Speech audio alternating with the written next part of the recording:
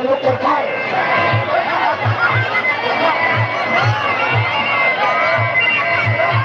กันโยนก็ลังเดินเข้าไปกันโยนยกล้อเลยยกล้อเลยกันโยนก็ลังดูเอาว่าไงสะพัดว่าไงสะพัดเราจะทำน้องพี่เลี้ยงเราจะน้องพี่เลี้ยงช่วยอะไรไม่ได้หรอก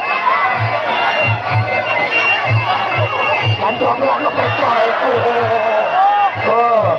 กรรมการยังไม่นับเพราะว่าลูกเดียวเดินก็ไม่ยิง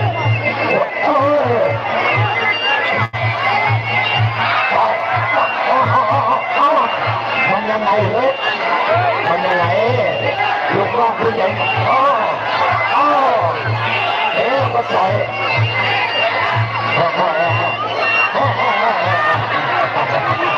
มันเป็นยังไงเลยเงินชกครั้งแรกนะครับจะรอดหรือเปล่าครับ